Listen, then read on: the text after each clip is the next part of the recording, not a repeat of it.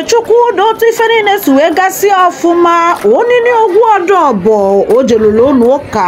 wee solu wee kpee ekpele ya na ndị ezinụlọ anya na ndị enyi ya na ndị fụla n'anya onye ọbụla gbakọpụrụ wee jee Thanksgiving service ya bụ ije kene Chukwu okike abịa ma ekene na ife niile gara ọfụma. Ọdọbọ bụ onye bụ na aka ọ na-enye n'ụlọ ụka iji wee fụ na ife na-aga ọfụma pụtawagala ife. Dịka Fada Kaloka si kwu o melụ ka imilikiti ndị mmadụ malụ n'ọhọ sọsọ maka na o chilo nne ogwu ọdọbọ otegoli mgbe o bidoro nyewe aka site n'ịdị na-afụ na mgbe ọbụla akpọrọ ya okwu ọ na-aza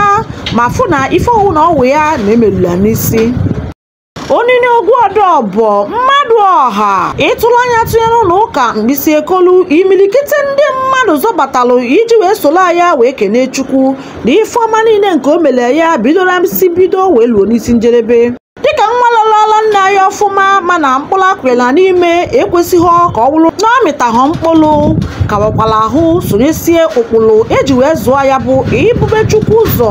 n'ife ọbụla ọ na-eme. His Royal High Chief Honorable Vincent Ndudi Odogwu Ogbonnia n'afọ ojuju gosipụtara na Chukwu okike abịama bụ onye nwere afọ ọma n'ebe ọ nọ dị gosipụta ya ụdị ọmịiko na ngọzi nke mere na ihe niile bụ ife o zubelu nwanche ị na-egala ọfụma.